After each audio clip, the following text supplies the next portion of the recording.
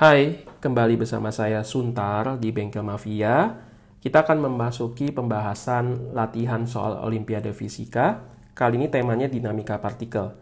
Nah, teman-teman, di video saya sebelumnya, saya ada membahas soal yang mirip, yaitu ada bidang miring, lalu kemudian ada massa benda M1, lalu bidang miring ini didorong ke kanan, dipercepat. Nah, kali ini, bidang miring ini diam.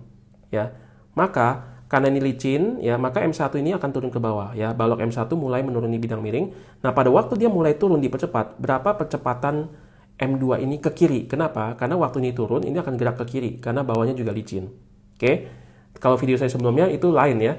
Itu M2 ini justru diberikan percepatan ke kanan supaya M1 diam. Nah, teman-teman silakan bandingkan, ya. Ini kan soal yang mirip, tapi variasinya berbeda. Dengan melakukan perbandingan-perbandingan, teman-teman akan lebih ngerti secara detail perbedaan konsep fisika apa yang harus diterapkan. Ya, dengan begitu teman-teman lebih paham. Oke, nah pembahasan soal ini saya akan gunakan dua cara, yaitu kerangka acuan inersial dan non-inersial. Ya, sebelum menonton video ini, di bagian deskripsi saya letakkan yaitu mengenai konsep kerangka acuan inersial dan inersial serta gaya fiktif. Silakan tonton itu terlebih dahulu ya, sebelum kita membahas dua video yang akan berturut-turut dengan menggunakan cara yang berbeda. Nah, saya gambar dulu diagram benda bebasnya. Karena kita mau analisa bidang miring, berarti kan bidang miring ini pun harus kita gambarkan diagram benda bebasnya. Tidak hanya balok M1-nya. Nah, bidang miring ini ya, dia memiliki berat M2 kali G, lalu ditahan oleh lantai ke atas N2 di sini ya. Lalu dia ada gaya normal ya, karena benda M1 kan menyentuh bidang miring, berarti ada interaksi gaya normal. M1 ini mendorong M2 secara miring ini. Lalu kita tahu bahwa sudutnya di sini. Ya, alfa di sini. Ingat ya, vertikal dan tegak lurus bidang miring, alfa di sini, karena alfa di sini ya, maka alfa di sini. Oke. Lalu di sini N-nya kita proyeksi ya ke vertikal, yaitu karena ini sudutnya di sini, maka ini adalah N kali cos. Yang ke kiri adalah N kali sin alfa. Oke. Sekarang kita coba lihat benda M1-nya ada gaya apa saja. Nah, saya menggunakan sumbu X-nya itu sejajar bidang miring, sumbu Y-nya itu tegak lurus bidang miring. Oke, maka di sini kita lihat ada gaya apa saja. Dia punya gaya berat M1 kali G, ada gaya normal tegak lurus dengan bidang sentuh, yaitu ke kanan atas N. Oke, ini kan N ya, ini aksi reaksi. Bekerja pada dua benda berbeda, tapi arahnya berlawanan, ini N. Ya. Oke, nah sekarang karena kita menggunakan sumbu X-nya adalah sejajar bidang miring dan sumbu Y-nya tegak lurus bidang miring, berarti yang tidak segaris, gaya-gaya yang tidak sejajar ya, tidak sejajar itu harus diproyeksi. Dalam hal ini M1 kali G. Berarti ini kita proyeksi sejajar sumbu X ini dan kita proyeksi sejajar dengan sumbu Y ini, ya. Dan kita tahu bahwa alfa di sini berarti ini M1 G cos ya, seperti ini kan. Tuh. Ini ke bawah, ini tegak lurus bidang. Ini ke bawah, ini tegak lurus bidang. Kalau ini alfa, alfa-nya di sini. Alfa-nya di sini. Berarti ini M1 G cos, ini adalah M1 G sin. Oke ya. Nah, teman-teman perhatikan, saya menggunakan kerangka acuan bidang miring. Ya, bidang miring kan pada waktu ini turun, bidang miring kan akan dipercepat ke kiri sebesar A2 nih. Ya, dipercepat ke kiri. Yaitu kerangka acuan yang akan saya gunakan itu ya, berarti apa? Berarti bidang miring ini mengalami percepatan kan, maka kerangka acuannya adalah kerangka acuan non-inersial. Karena ketika saya menganalisa benda M1 ya dengan kerangka acuan bidang miring dan bidang miring itu mengalami percepatan, di sini kerangka acuannya adalah kerangka acuan non-inersial. Harus ada gaya fiktif.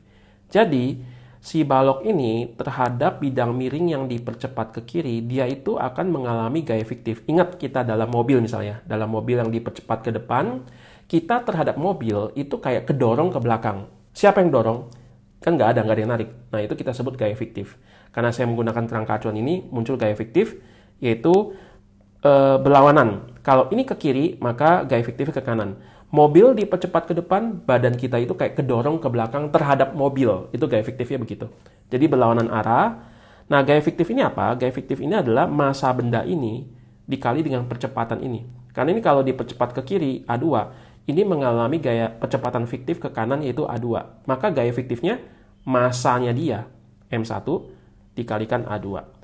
Nah, tetapi masih ada satu masalah bahwa gaya fiktif ini belum sejajar sumbu X dan sumbu Y. Maka ini harus diproyeksi dulu ke sumbu X dan sumbu Y. Nah, alfa di sini. Kenapa? Lihat di sini ya. Ini kalau lurus ini dan bidang miring adalah alfa, maka bidang miring dan lurus ini adalah alfa. Kenapa? Karena ini sudah dalam berseberangan. Misalnya ya, saya kasih garis bantu di sini. Kalau ada garis bantu di sini, berarti kan ini sudut alfa kan? Ini ya, ini alfa. Maka yang di sini juga alfa. Kenapa? Karena ini huruf kayak huruf N ya atau huruf Z. Sudut dalam berseberangan. Berarti kalau alfa di sini, maka alfa juga di sini. Oke. Berarti ketika kita proyeksi M1A2 ini diproyeksi ke garis atau sumbu X yang membentuk sudut alfa, ini adalah cosnya, komponen cosnya, satunya lagi berarti M1 kali A2 kali sin alfa. Oke, sekarang kita analisis hukum Newtonnya ya. Karena kita pakai kerangka acuan bidang miring ya, sigma Fy, perhatikan sigma Fy, Y-nya yang mana nih? Y-nya adalah yang ini, terhadap bidang miring ya, sumbu Y-nya ini dan kerangka acuannya bidang miring. Ketika kita analisa sumbu Y, lalu terhadap bidang miring ini, berarti kan dalam arah begini dia nggak bergerak ke kanan atas, nggak bergerak ke kiri bawah. Dalam arah sumbu Y tidak bergerak nih, terhadap bidang miring ini. Berarti sigma Fy sama dengan 0. Ada gaya apa saja? Ada gaya, kita lihat di sini, N sama M1G cos sama M1A2 sin alfa. Ya, berarti N ke atas, tambah ke kanan atas ya, tambah M1A2 sin alfa, ini juga ke kanan atas atau sumbu Y positif, dikurang dengan M1G cos ini. Harus sama dengan 0, karena tadi ya, dia tidak gerak ke kanan atas atau tidak gerak ke kiri bawah. Oke. Sekarang sigma Fx-nya dalam arah sumbu X ini, dalam arah sumbu X yang koordinat yang saya gunakan ini ya, dia akan turun ke bawah ya, Lalu di situ terhadap kerangka acuan bidang miring dipercepat ya. Nah, di sini kita coba lihat ada gaya apa saja, ada M1G sin alfa ini ke bawah, lalu juga ada ke bawah M1A2 cos alfa ya. Jadi hanya ada dua gaya itu menyebabkan benda M1 ini dipercepat menuruni bidang miring yaitu A. Ingat, A ini adalah A terhadap bidang miring ya. A terhadap bidang miring. Oke. Nah, karena ada yang sama, ini M1, saya bagi M1 semua. Dibagi M1, dibagi M1, dibagi M1. Sisanya tinggal G sin alfa tambah A2 cos alfa sama dengan A.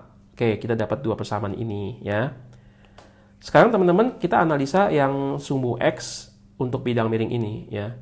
Jadi saya menggunakan sekarang sumbu X-nya ini. Karena kan dia geraknya nggak begini kan. Kalau benda balok M1 kan geraknya begini. Maka saya gunakan sumbu X-nya sejajar bidang miring. Tapi untuk analisa bidang miring, karena dia geraknya ke kiri ke kanan, maka saya gunakan sumbu X-nya adalah yang horizontal ini. Berarti sigma Fx, ya, dia dipercepat ke kiri kan, A2, berarti M2 kali A2. Di mana gaya ke kirinya hanya ada di sini, N kali sin alfa di sini. Maka kita dapat 3 persamaan. Ya. Nah, ini ada 3 persamaan, ada berapa variabel, kita lihat ada N, ada A2, ya, lalu ada A, yaitu yang tidak diketahui. Ya, jadi ada 3 variabel tadi diketahui dan ada 3 persamaan. Berarti pas ya, kita bisa selesaikan. Oke, kita mau hilangkan N-nya dulu. Ini kita jadikan N sama dengan M2A2 dibagi sin alfa. Seperti ini, substitusikan ke yang ada N, ke sini. Ya, kita dapatkan, berarti ini adalah M2A2 per sin alfa, ini di sini. Tambah ini, M1A2 sin alfa dikurang ini, M1G cos alfa sama dengan 0. Ya. Nah, ini kalikan sin alfa, kalikan sin alfa, kalikan sin alfa. Ya.